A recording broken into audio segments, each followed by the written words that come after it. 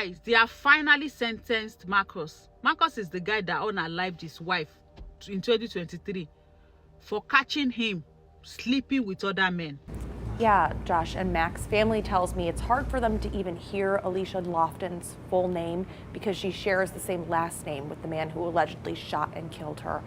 Loved ones saying their main focus right now is on the 3 children she leaves behind. In the early morning hours of August 17, 2023, neighbors on Union Avenue in Grand Rapids, Michigan, heard a series of gunshots pierce the quiet neighborhood. When police arrived at the scene, they found 38-year-old Alicia Danielle Loftton lying motionless in the grass outside her home next to a busted window. She had been shot multiple times, with 7 bullets striking her head alone. First at 5 o'clock, an emotional day in a Kent County courtroom as a judge sentenced a man to decades in prison for killing his wife. Marcus Loftton shot his estranged wife, Alicia Loftton, multiple times just a day after she served him divorce papers. The handprints on the broken screen window told a chilling story of a woman desperately trying to escape her own house. The killer was not a stranger, not a robber, not a random attacker. It was her husband of just 6 months. Just 1 day earlier, Alicia had served him with divorce papers after discovering his darkest secret, a secret she had exposed on social media for the world to see. His response was not negotiation or walking away. It was rage and violence. This is the story and life of Alicia Danielle Loftton. 38-year-old Alicia Danielle Loftton was a devoted mother of 3 living in Grand Rapids, Michigan. Grand Rapids, the second largest city in Michigan, is often called Furniture City and is known for its strong economy, rich history, and diverse culture. It's a vibrant community in the western part of the state, located about 40 miles east of Lake Michigan. For Alicia, it was home, a place where she was building a life centered around her children and her dreams. To find out that your mother was tragically murdered, my oldest niece is 22, my nephew is 19, and then her youngest daughter is 14. So they're handling it as best as they can. Alicia was described by family members as a high-spirited woman who loved and cared for everyone around her. She made people laugh, brought joy to those in her presence, and had a way of making everyone feel valued and appreciated. She was fun, goofy, outgoing, and well-dressed, someone who loved going out and having a good time while always making sure her children came first. Her 3 children were the center of her world. Loving, outgoing, high-spirited, give you the clothes off her back, loved her kids, loved life. This is Alicia Loftton, pictured here with her 3 children. My oldest niece is graduating college next year, and her mom's not going to be there. She's going to be looking in the crowd to see her mom. It's going to suck that my nephew is going to Grand Valley for his first year, and he's looking for his mom to be there. It's going to suck for my youngest niece in high school, who's not going to have her mom to pick out her prom dress. Her oldest daughter, Brooklyn, was 22 years old and had just graduated from Western Michigan University. Her son was 19 and preparing to attend Grand Valley State University for his first year of college. Her youngest daughter was 14 and in high school, looking forward to prom, graduation, and all the milestones that lay ahead. These kids have lost their mother, they lost their matriarch, they lost somebody that cared for them, and that's where I want the light shed on more, as not being shed on that guy. Alicia made sure her kids were taken care of and in order before she did anything for herself. She loved them with everything she had. But she was more than a mother. Alicia was also a talented hairstylist who had built her own small business. She specialized in various styles and had developed a loyal clientele who appreciated her skill and creativity. Her work gave her independence, purpose, and the ability to provide for her family while doing something she genuinely enjoyed. But despite her success and the love she had for her children, Alicia longed for something more. She believed in love, wanted to be married, and dreamed of being a great wife. It was this belief in love that would lead her into a relationship with Marcus Dorile Loftton, a man who would ultimately betray her in the most horrific way imaginable. But in the beginning, things seemed different. They shared nice moments together, posted happy videos on social media, and were seen by many as a couple with potential. To outsiders, they appeared to be building something real, something lasting. Little did anyone know that the relationship was far from what it seemed. Marcus and Alicia's relationship progressed quickly, and sometime in February of 2023, they got married. Family and friends attended the wedding, and it was celebrated as a joyous occasion. Alicia was excited about this new chapter, hopeful that she had found the partner she had been searching for. The union of Mr. and Mrs. Loftton was expected to be great, a fresh start filled with love and commitment. But beneath the surface, cracks were already beginning to form. There was discussion that you and Alicia were going to get divorced, correct? Yes. Did you shoot her to stop the divorce? No. Did you I actually filed for the, I'm the one that asked for the divorce. Okay, so you instigated the divorce? After, in May, after the situation with the domestic situation, I asked her for a divorce without the paper, and I filled out the paper. Okay. And did you shoot her to try to stop her from leaving you and going to another man? No.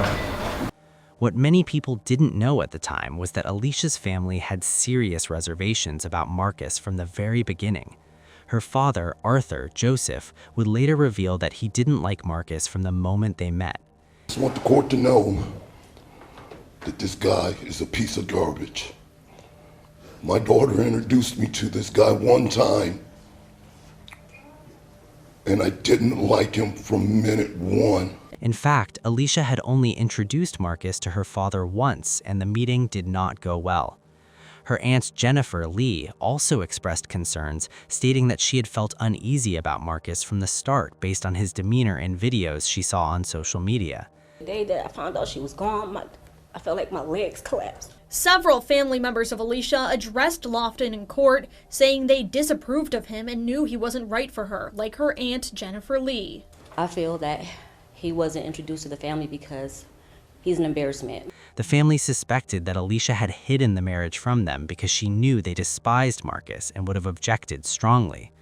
But Alicia, who believed in giving people a chance and wanted desperately for the relationship to work, chose to move forward despite the red flags. She hoped that love would be enough, that marriage would bring stability, and that Marcus would be the partner she needed.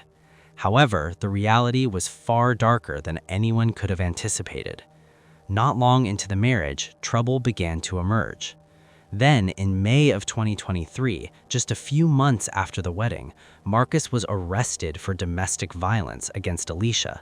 The details of that incident were not fully public, but what was clear was that Marcus had physically harmed his wife. According to court records, Marcus and Alicia are said to have had a history of domestic violence during their time as a married couple. The two were married in February, but just a few months later in May, Marcus was arrested for domestic violence, accused of harming Alicia. Court records say he wasn't supposed to have contact with Alicia, a condition of his bond from the May arrest. Family saying the hardest hit by all of this are Alicia's 3 children. As a condition of his bond, he was ordered to have no contact with Alicia whatsoever. The no contact order was meant to protect her, to give her space and safety while the legal process unfolded. But as events would later prove, the order meant nothing to Marcus. He would violate it with deadly consequences. After the May arrest, Alicia began to piece together information that would shatter whatever hope she had left for the marriage. She discovered evidence that Marcus was having affairs with other men.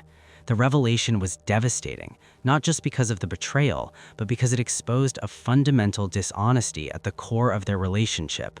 Alicia felt deceived, humiliated, and hurt beyond measure. But what happened next would show just how much courage she truly had. Alicia presented him with all the evidence she had gathered, proof of his affairs with other men.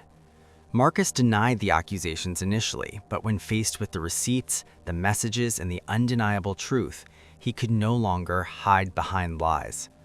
Alicia knew at that moment that her marriage was over, but she wasn't going to suffer in silence.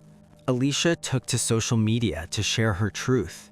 She went live on Facebook, talking about what she had discovered and expressing her pain and frustration. She made posts detailing some of her concerns before her page was eventually deactivated. According to people who followed her, Alicia was open about the betrayal she had experienced and the decision she had made to end the marriage. She wasn't trying to destroy Marcus, she was simply refusing to pretend everything was fine when it clearly wasn't. On August 16, 2023, Alicia served Marcus with divorce papers. After only 6 months of marriage, she was officially ending the relationship and moving forward with her life. She also informed him that she was selling the house they had shared. According to court documents and Marcus's own statements to police, this news infuriated him. He wasn't happy that he wouldn't be receiving any money from the sale of the home, and he felt betrayed by Alicia's decision to move on without him. The following day, August 17, 2023, Marcus made a decision that would violate his bond conditions and cost Alicia her life. Marcus allegedly told officers he'd been served divorce papers, and an argument followed. During the argument, Marcus told officers he tried to hit Alicia with her own Glock, but the gun went off.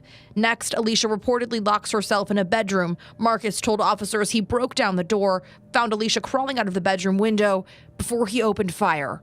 Despite being under a no-contact order stemming from his May domestic violence arrest, Marcus went to the house to confront Alicia. He later claimed he was there to pack up his belongings, but what happened next suggested his intentions were far more sinister. When Marcus arrived at the house that morning, an argument quickly erupted between him and Alicia. According to Marcus's own account to police, the tension had been building, and when Alicia told him to pack up his stuff and get everything ready for her new man, something inside him snapped.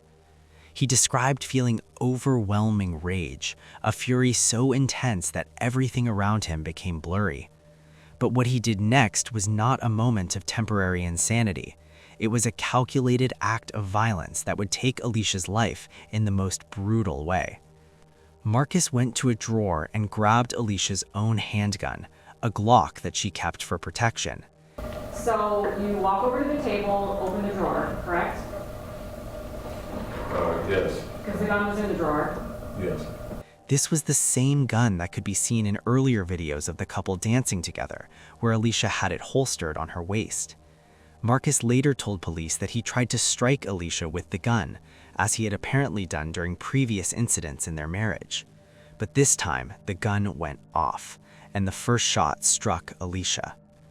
And once you opened the door by kicking it down, you saw Alicia climbing out the window, right?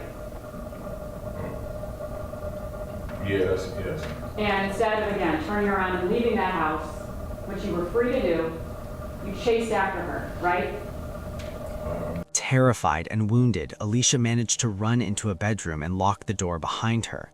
She was trying to escape, trying to put a barrier between herself and the man who was now actively trying to kill her. But Marcus didn't stop. He didn't call for help, didn't check on her condition, didn't experience any moment of regret that might have saved her life. Instead, he kicked the bedroom door open with violent force, breaking through the lock and entering the room. When Marcus forced his way inside, he found Alicia desperately trying to escape through a bedroom window. She had broken through the screen and her handprints were left on the frame as she tried to pull herself out to safety. But Marcus didn't let her escape. What happened next was nothing short of execution. Marcus opened fire on Alicia as she tried to climb out the window. He fired shot after shot, pulling the trigger 15 times in total. The bullets struck her body repeatedly, with 7 of them hitting her head. He later told police that once he started shooting, he never stopped. He couldn't even remember exactly how many times he had fired because he was consumed by rage and couldn't see or hear clearly. When he finally stopped shooting, Alicia's lifeless body fell from the window and landed in the grass outside the home. Marcus then fled the scene, jumping into his car and driving away, leaving Alicia lying dead in the yard. But the neighbors had heard the gunshots and 911 calls were already pouring into the Grand Rapids Police Department. Officers were dispatched immediately to the Union Avenue address, arriving within minutes of the shooting. When they arrived at the scene, they found Alicia Loftton lying in the grass next to the house. The cops could see blood splatter on the side of the building and shell casings scattered nearby. When they checked for a pulse, but there was none. Alicia was pronounced dead at the scene. The handprints on the broken window screen, the busted bedroom door, and the trail of evidence throughout the house showed this was not an accident. This was murder. Police immediately began searching for Marcus Loftton. Based on witness accounts and the evidence at the scene, he was identified as the primary suspect. Hours after the shooting, Marcus was located and taken into custody. When he was arrested, he did not resist or try to deny what he had done. In fact, he would soon shock them all. During his interrogation at police headquarters, Marcus broke down within minutes. The 2.5-hour interview was filled with profanity, tears, and admissions of guilt. Marcus told detectives that he loved his wife, but that she would constantly accuse him of being unfaithful. He claimed that when he moved in with Alicia, she had depleted all his money, pouring it into her home and bills. He expressed frustration that she was planning to sell the house and keep all the money for herself, believing she was having secret meetings with their realtor to arrange the sale. Marcus described the moment he snapped, explaining that when Alicia made the comment about getting his things ready for her new man, he went to the drawer and grabbed her gun. He admitted that he couldn't hear or see clearly because of the rage he felt, and that he had no idea how many times he shot her. He confessed to shooting her multiple times as she tried to escape through the window, confirming what the physical evidence at the scene had already shown. I'm saying that's how you want to put it, yes. So that's a yes. Firing that gun 15 times. If that's what he said, yes. Marcus Loftton was formally charged with open murder and felony firearm. Open murder is a charge that allows a jury to consider multiple levels of homicide, including first-degree murder, which carries a sentence of life without parole, and second-degree murder, which carries a sentence of years up to life in prison. He was held in the Kent County Jail without bond as the case moved forward toward trial, but the legal proceedings were far from straightforward. Marcus Loftton's trial began in May of 2025, nearly 2 years after Alicia's death. The prosecution presented a clear and compelling case. They showed the jury crime scene photos, played portions of Marcus's confession to police, and presented testimony from neighbors who had heard the gunshots that morning. Prosecutors emphasized the handprints Alicia had left on the broken window screen, explaining that those prints told the story of a woman fighting for her life in her final moments. The prosecution reminded the jury that Alicia had been trying to escape from her own home when she was murdered. The evidence showed that Marcus had fired 15 shots at his wife as she desperately tried to climb out a window to safety. 7 of those bullets struck her in the head, making it clear that Marcus had intended to kill her. And you left her there, dying on the grass. Yes, I left. And you decided that you wanted to go say goodbye to the people in your life that are important to you. Yeah, I went to go say goodbye, yeah. But that was after you threw the gun somewhere, right? Yes. The defense, however, argued a different story. They claimed that Marcus was guilty of voluntary manslaughter, not murder.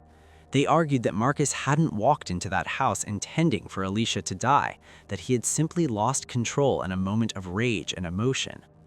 The defense asks the jury to consider a lesser charge, one that would acknowledge the killing but view it as an act committed in the heat of passion rather than premeditated murder. After 3 days of testimony and closing arguments, the jury began deliberations. But as the hours turned into days, it became clear that the jurors were struggling to reach a unanimous decision. On Friday, May 23, 2025, at 5 in the evening, the judge made a shocking decision. The judge declared a mistrial. The jury had been deadlocked, unable to agree on whether Marcus was guilty of first-degree murder, second-degree murder, or voluntary manslaughter. Marcus Loftton remained in the Kent County Jail as prosecutors decided whether to retry the case. However, what happened next would spare the family from having to endure another trial. In July of 2025, Marcus Loftton accepted a plea deal. He pleaded guilty to second-degree murder and felony firearm with the understanding that he would receive a minimum sentence of 25 years in prison. By accepting the plea, Marcus avoided the possibility of a life sentence without parole, but he also guaranteed that he would spend decades behind bars for what he had done to Alicia. The sentencing hearing took place on August 7, 2025. It was an emotionally charged day in the courtroom as multiple members of Alicia's family stood up to address Marcus directly, expressing their pain, their anger, and their grief over the loss of a woman they had loved deeply. Marcus's attorney stated that Marcus had expressed sorrow and remorse for his actions and described him as a bright, intelligent person whose behavior on that day shocked everyone. But when given the opportunity to address the court himself, Marcus chose to remain silent. He did not apologize, did not explain himself, and did not offer any words of comfort to the family he had devastated. Judge Noto sentenced Marcus to 2 years for the felony firearm charge and 25 to 50 years for second-degree murder. The sentences would be served consecutively, meaning Marcus would spend a minimum of 27 years in prison before even being considered for parole. He was credited with 721 days already served since his arrest. Marcus Loftton is currently incarcerated and will remain behind bars for decades, serving his sentence for the brutal murder of Alicia Danielle Loftton. A GoFundMe account was set up by family members to help support Alicia's 3 children as they navigate life without their mother, helping with school activities and other expenses as they try to move forward. The tragic death of Alicia Danielle Loftton serves as a devastating reminder of the dangers of domestic violence and the importance of recognizing warning signs before it's too late. Alicia had filed for divorce, had exposed Marcus's secrets, and had tried to move on with her life, but Marcus couldn't accept losing control, and his rage led to the senseless murder of a woman who had simply wanted to be free. This case highlights how domestic violence can escalate quickly, even when protective orders are in place. Marcus had been arrested in May for domestic violence and was under a no-contact order, yet he violated that order and showed up at Alicia's home with deadly intentions. The system had tried to protect Alicia, but it wasn't enough. Alicia's memory lives on through her 3 children, who will carry forward her legacy of love, strength, and resilience. Let me know what you think in the comment section below.